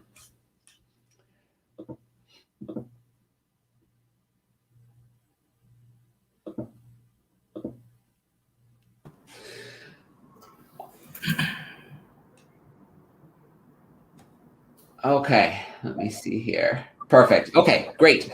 Well, thank you so much for joining us today. It's a real pleasure to have you with us and to get a chance to learn a little bit about your story and the work you do on World Ranger Day. So it's an absolute pleasure to have you. It's also a pleasure. All right, and I do want to start off by just congratulations. I know, you know, you're a recent recipient of the Obama Leadership Program, which is just incredible. So obviously you're doing great work in the area of conservation. Yeah. I just completed 2 months ago my Obama Leadership Program, and also graduated recently last Saturday for my MBA at African Leadership University, School of Wildlife Conservation and School of Business in Rwanda. All right. Yeah. Well, congratulations. That's very exciting. Thank you. Okay. Well, let's start by having you introduce yourself a little bit. So tell us a little bit about you and about the current work that you're doing. Great. Thanks for asking this question. I think I'm Uga Kona. I'm a conservation professional, as I've said, 17 years cumulative experience in research, field operation, project management, and leadership position in Africa. I started my career as a ranger in Benin, where I ended serving as the head of Benin Ranger Association. And today I'm the head of institutional funding for African Parks, one of the biggest conservation non-profit in Africa, managing in partnership with African government, African unique landscape in, let's say, 19 protected areas in 11 countries, covering 14.7 million hectares. So my role is mostly fundraising and funding management. I secure core funding from public donors to support parks operation and ensure that the fund secured translate into concrete action and are communicated back to public donors. So that's my daily job. All right, excellent. So, you know, the country, Benin, where you live, where you work, I don't think a lot of people might know about that country. Can you tell us a little bit about the country? Yeah, you're right.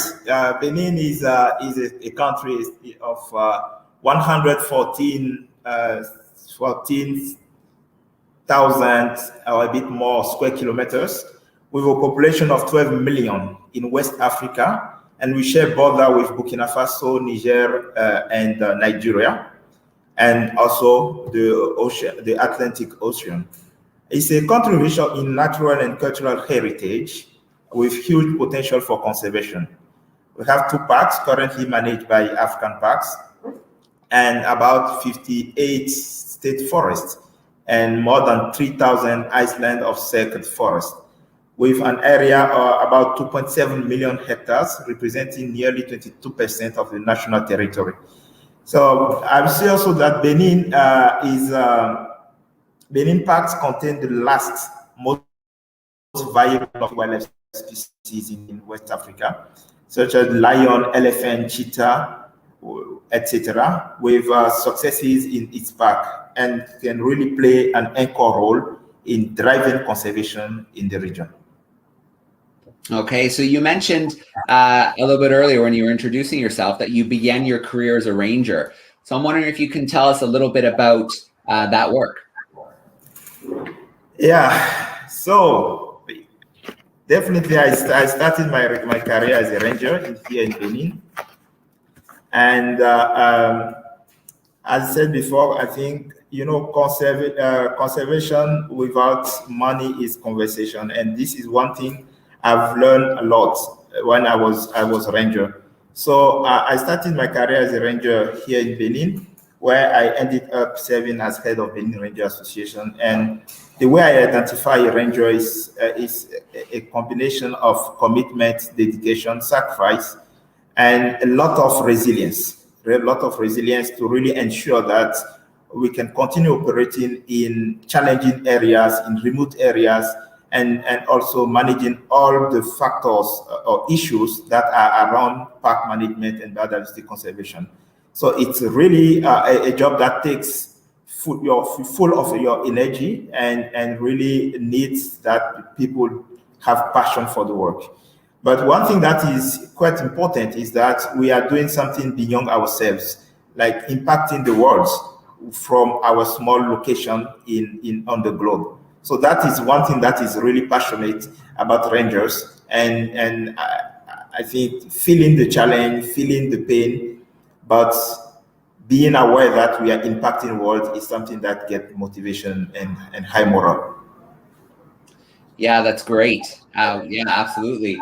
And so, you kind of touched on some of the challenges of being a ranger. Can you expand on that a little bit? What are some of the biggest challenges that you faced or others in Benin face as rangers? Yeah, I would say my early days as ranger was stressful. It was stressful, and I was based in around Penjari National Park in northern Benin, a very remote area. We patrol more than 100 kilometers every week, filling each kilometer in the 30 degrees Celsius heat and 80% humidity. And I kept alert for poachers, illegal loggers, laying ambushes, spending sleepless nights, arresting poachers and illegal loggers, and also following the prosecution processes. So one of my big challenge was to be seen as an enemy within my own community, managing frustration of my family because my job took me away from them for weeks at a time, live my life knowing that I or my colleague could be killed in the next minute. This is something that is really challenging and needs some kind of resilience and passion to continue working with the same motivation. Absolutely. And I think, that's one thing you hear over and over again about rangers is how dedicated and passionate they are about their jobs, about the work that they're doing, realizing how important it is to protect places, to protect animals. And of course, a lot of the work of a ranger is in the community. So did you find you spent a lot of your time as an educator as well in the community? Definitely, yes. I think most of people think that ranger work is only law enforcement, applying laws, etc. It's more than that. It's daily communication, daily education, make sure that people understand the laws, make sure that people understand the background behind what we're doing, and really being a real advocate for conservation, and also a good person who can listen to people and try to provide more solution to them. So I found myself many times in the position of educator to really ensure that people understand. Even in the prosecution process, any opportunity I had as a ranger is to educate, even during the prosecution process. All right, excellent. And I know that, after your time as a ranger, you spent a lot of time working on different conservation projects. So I wonder if you can maybe share one or two of those projects with us. Yeah, so I work in different locations in Africa. So most projects I led were about providing solutions to the degradation of protected areas, biodiversity, and vast landscapes throughout Africa with a combination of approaches that balance conservation and sustainable development. For example, I led in the Democratic Republic of Congo a program to maintain the ecological integrity of a vast landscape of 74,000 square kilometers by combining community development, access to market, protected areas management, etc. So that was really a very great experience living in a remote area in DRC. In my current job, I'm supporting 19 parks in 11 countries through African Park Management Model. And on a daily basis, my role is also to ensure that we unlock the potential, the economic and ecological value of protected areas to really be beneficial to wildlife and communities. So that's what I do on a daily basis.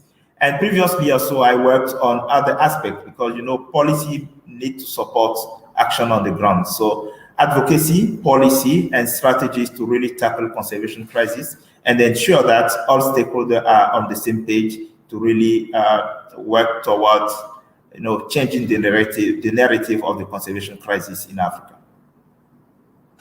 All right. So you mentioned that project in the DRC, in the Democratic Republic of Congo, and these areas that you're talking about are so large, they're so vast. So when you start a project like that in an area that's so large, at the beginning, does it feel, are you nervous? Do you feel intimidated? Or is it something, you know what, one step at a time and work through? Yeah, you know, every experience in life is challenging, and you just need to embrace the challenge. So from my own experience, I think when I look at African countries, there are similarities, and I'm aware of it. And anywhere I go, I just put that in mind to really act and be proactive, also working on different fronts. So I'm not really intimidated, but the feeling I have when I start a project is the impact I want to make. And that is something that really drives me and motivates me to move forward. Okay, that's great. You know, your current role now, you know, as head of institutional funding with African Parks, is obviously a very important role on funding for these parks across Africa. I'm wondering, do you still get to spend a little bit of time in the field? Do you still get to interact with the rangers a little bit? Yeah, sure, definitely. That's part of my daily job. You know, coming from a ranger background is something I integrate in any kind of work I do. So as I said before, conservation without money is conversation, and my current role is aiming at changing the narrative of conservation sector by make sure that we don't expose rangers to all threats that leads rangers to be killed on duty. So interaction with rangers for me is permanent in my job. I visit on a regular basis parks, and always I take the opportunity to coach, to mentor, and to support rangers. And also within my current position as a fundraising department, my daily role is also to advocate for rangers, to ensure that they get all they need to make sure that they keep the morale and they keep the motivation in addressing threats they are facing in challenging contexts where they operate. Yeah, and you know, addressing that role, I know is hard at you know, any time, but I know it's been especially hard in the last year and a half with COVID. So, you know, I wonder how that's kind of impacted rangers locally. Yeah, so definitely, you know, COVID-19 was new to all of us when, let's say, 1 year or 2 years ago. And it really changed all the ways of working.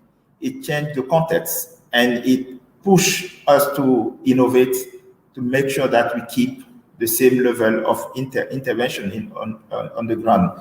And I'll just say that COVID-19 has impacted the tourism sector, where we really have a drop in funding we got from tourism. Take the example of Zakuma National Park, where we lost more than 500,000 from tourism.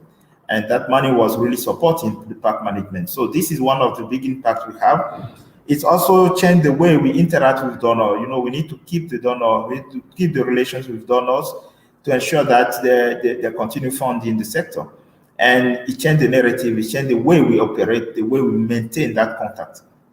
I will also say that COVID-19 brought many logistical challenges with all the lockdown restrictions and everything that really affects the ability of rangers to operate. But I'm also happy to say that during this COVID pandemic, through African Park portfolio, we were able to keep all the jobs and to continue maintaining operations, thanks to different donors, thanks to different partners who supported us in that journey. And that's why I think conservation without money is conversation, and funding is playing a critical role in achieving conservation targets. Yeah. Oh, that's incredible news to hear that, even through this challenging time, things managed to keep funding and everybody managed to keep working. So that's really great news, and just a testament to the great work that you're doing and your colleagues are doing to make sure you can overcome these challenges. So reading a little bit of your bio, I read that you founded 2 organizations, and they focus on nature conservation, on poverty alleviation, as well as food security. So how do you see things like poverty, alleviating poverty and food security? How do you see that playing a role in protecting biodiversity? Yeah, I think, as we are saying, communities are central to conservation strategies, and we cannot avoid it. We cannot just say we are doing conservation and not really impacting communities and people. And you know that in the context of Africa, and mostly in context of protected areas, in those remote areas, poverty is something that is real. And many scientists have really demonstrated the link between poverty and destruction of wild environment. I think policy must be directed to reduce that poverty, because only then we have a real chance to protect forever wildlife and wild places. Both can have economic and ecological value to people and countries. But if those resources are not sustainably used or managed, then the economic and ecological value will be ruined forever. And this will increase the pressure for poverty and fuel more conflict, instability, insecurity, more destruction of biodiversity and wildlands. So poverty is central, and we cannot address conservation without really tackling poverty issues in Africa. Yeah, absolutely. And I think, most people, most community members, I think they are really proud of their country and their biodiversity and their wild places, but circumstances lead to, having to threaten that biodiversity and that those special places to make a living and for survival. So alleviating things, as you talked about, poverty and food security, offering jobs like in the community and for rangers and conservation, I think that goes a long way to protecting local environments, because I think at the end of the day, most people are really proud of their country's nature and wild spaces. Definitely. Yeah, great. So, it's a very, kind of a very different role from working in the field as a ranger, working on conservation projects, now, finding funding for this amazing network of parks across Africa. So in this role you have now, I'm wondering if there's, a story or something you're really proud of, a success or a project, something you're really excited about. I think, as I mentioned before, we were able to keep all the staff employed during the pandemic. This, for me, is something that is huge and impactful, and shows how funding is essential to achieve effective park management. And my role in African Park is to secure funding. So I'm really happy to share that during this pandemic, not one of our 3,400 full staff employed lost their job because of COVID. Every park remained fully operational, and we even grew our portfolio during the pandemic. So despite that challenge imposed by COVID-19, and this had enormous impact, people continue to support their families. And as you know, in Africa, in average, one person employed support about 7 other people in his community. Poaching levels were kept at a minimum, and communities continue to benefit from the park through job, education, sustainable enterprises, livelihood, health support, increased capacity and professionalism, and this is still ongoing. And I think this is also thanks to funding. Funding we are able to secure to make sure that we can really mitigate the impact of COVID-19 on our portfolio. Another story that I'm really proud of, and I used to, as I was telling you, any opportunity I have when I visit back is an opportunity to coach, to mentor a certain number of rangers. And this is also part of what I'm doing as part of Benin Rangers Association. And so the second story that may be coming to my mind is about a ranger in Penjari National Park. I have been coaching, mentoring since the last 5 years. And through the Benin Ranger Association I'm part of. So after 3 years of dedication, he was recognized recently by the Paradise Foundation as one of the best rangers in 2019. And he became now a park instructor. He trained multiple cohorts of rangers in Benin, and now African Park gives him now the opportunity to train rangers outside the country. So this is a big, for me, it's a big, I'm really proud of him. I'm really proud of that story and proud to have been part of it, because it's what I think rangers should start thinking about the long term activities for rangers. It's not really being ranger patrolling, but it's also what do I do when I decide to go on retirement? What are my other skills that are really critical and important I can valorize to really get into the sector, even if one day I'm old and I cannot do patrols. Sure, and I think that's so important, is kind of inspiring and mentoring that next generation, because the future protection of the parks really are going to be in their hands. So, and I'd love to hear of slowly, I think there's starting to be more recognition for rangers and the role that they play around the world, and that it isn't just security. Like we said before, there's many different parts to being a ranger, whether it's monitoring in the field, training, building capacity, working in the community, educating. So I think it's really exciting that slowly we're starting to see more recognition for the role of the ranger through awards, like you mentioned there. Yeah. Definitely. Yeah. And again, I can't congratulate you enough on keeping, over 3,000 rangers employed and doing their job, protecting the parks during COVID. I know that probably wasn't easy. I know it was probably stressful at times, but again, hats off to you, to your team, and all the great work that African Parks is doing across all of Africa. Yeah, and thanks a lot. And we never give up doing that, because it's part of our core mission, and it's part of our passion. Yeah, absolutely. So, just as we're kind of wrapping up, I think rangers do need a lot more recognition. I think that there's lots more that they need, things like resources, things like funding, more tourism kind of in the areas to help with that funding. So I'm wondering what you think. What do you think rangers need the most going forward?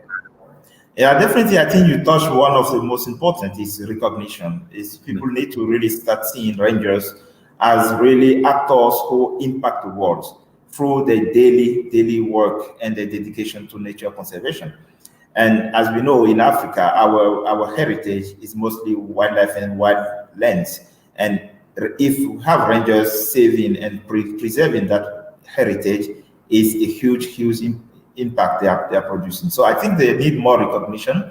And one thing I also think we need to develop more mechanisms to support them, and to ensure that they have the right standards, materials, equipment, kits that help them to mitigate the threat, because it's they are daily exposed to threats and to challenges. So if they don't have the right uniform, the right boots, if they don't have the right insurance, if they don't have the right motivation, morale, if they don't really have people who coach them and push them to plan their career, it's something that will really affect them negatively when they decide to retire from the ranger work.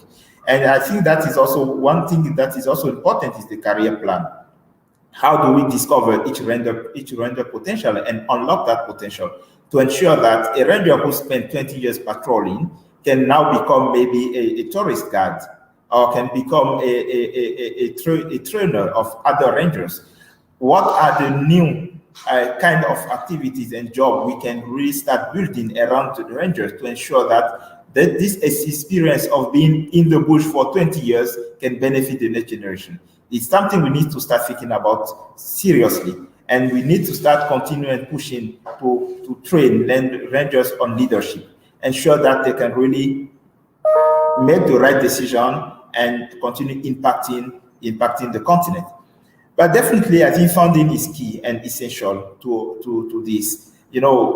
Funding, we can talk about conservation, everything, but at the end of the day, if you don't have money to support the whole process, to really provide the right salary, the right uniform, the right kit, then at the end of the day, you are not having the impact you're looking for. So I think funding is essential, and at country level, we need to really to have more structure in the ranger work and ensure that these guys who are contributing to the world, who are contributing to something bigger than themselves, can really continue having the right motivation, moral to impact positively natural and cultural heritage in Africa and in the world in general. Yeah, absolutely. Thank you so much for joining us today. Thank you so much for sharing your passion for the work you're doing, your passion for conservation, and mentoring the next generation. I imagine your job can be so challenging and so rewarding all at the same time. So thank you so much for the work you're doing to kind of shift that narrative on conservation and what it means. And thank you so much for joining us on World Ranger Day to represent African parks. Thanks for having me. It's a pleasure, and I'm really happy to continue pursuing that vision of making parks in Africa and natural and cultural heritage very successful, to ensure that next generation can continue seeing wildlife forever. All right, amazing. Well, again, thank you so much, and enjoy the rest of your day. Thanks, same to you.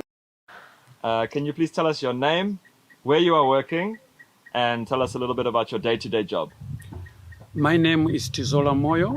I'm working here in Majete Wildlife Reserve, Malawi, and my day-to-day job as a ranger is to do patrols, for example, short patrols, long patrols, doing investigations, and at the end of the month, writing report, just to make sure that the wildlife is protected. And Mr. Moyo, what made you choose to be a ranger? Yeah, it's a long story. My uncle was working in the Department of National Parks and Wildlife as a ranger before. So I stayed with him for almost 10 years when I was schooling. So it's him who inspired me to become a ranger. And at the same time, I'm interested in wildlife. Why is it important to protect the environment and the animals here in Malawi? It is very important to protect environment and animals here in Majete, in particular in Malawi, because once we leave these animals, people will finish them, will kill them. So it is very important to protect them for our future use, and the coming generation should know this, that there's the animals, there's a park where they can go and learn about wildlife. How do these areas benefit the communities? Majete Wildlife Reserve benefit the communities a lot because when a lot of tourism coming to see animals, they can make a lot of money, which can assist the communities around to build schools, clinics, and others. In addition to that, Majete is also assisting people doing small businesses like beekeeping,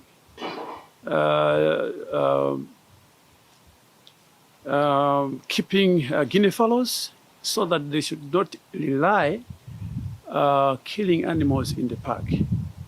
People should have money on their own. Yeah, they should appreciate the wildlife. What are the biggest challenges you face at work, on the job? The biggest challenge here in Majete in terms of poaching, it's a bit low at the moment. It's not a big challenge, but by spending in the field 24 hours, it's a challenge just to make sure that these animals are protected. And the other challenges are here and there. People, even you educate them, they still need to get meat from wildlife. Challenges you face on the job? The challenges which we face here in Majete, yeah, they are there because the people still more they need. They need maybe to poach, but because the rangers, they are more committed to do their work, spending a lot of nights in the field. So it's part of like a challenge to us, but still more. The challenge is overcome because sometimes like we leave our wives and spending in the field. That is like a challenge, but still more we are overcoming those challenges. For the wildlife. For the wildlife. Yeah. Yes. Cool. Mr. Moyo, how has the pandemic affected the areas and your work?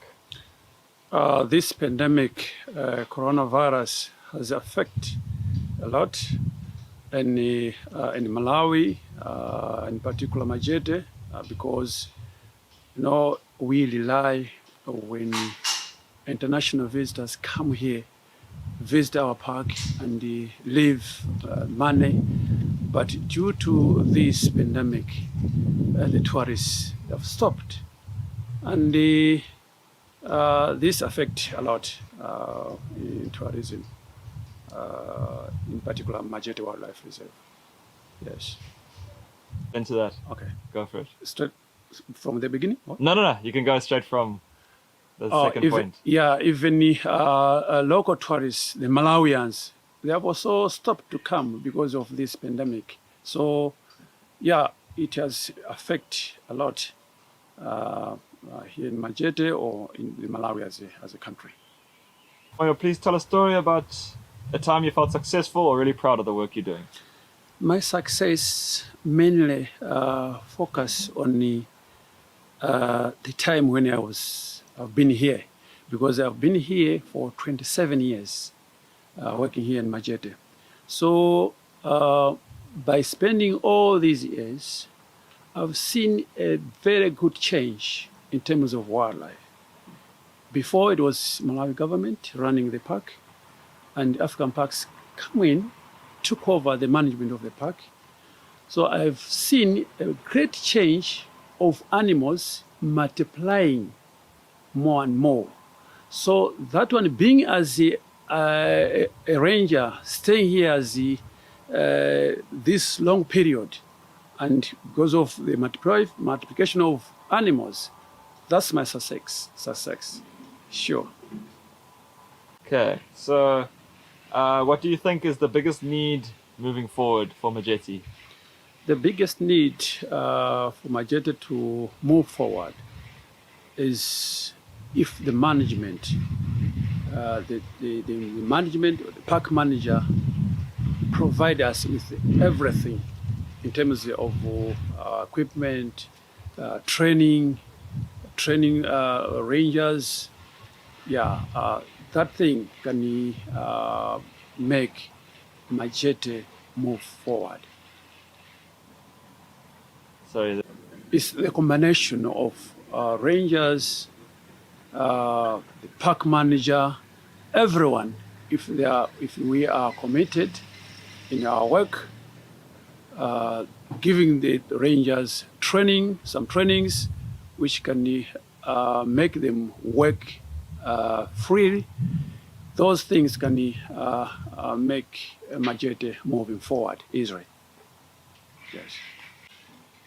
Yeah, I'm proud. I'm proud to be a ranger. I like my job as a ranger. As I said, I've been working as a ranger in Majete for 26 years, 27 years now. Yeah, so I ask all of the viewers there, if you want to visit a park in the world, Majete is the one. Come and you enjoy the environment. Thank you very much.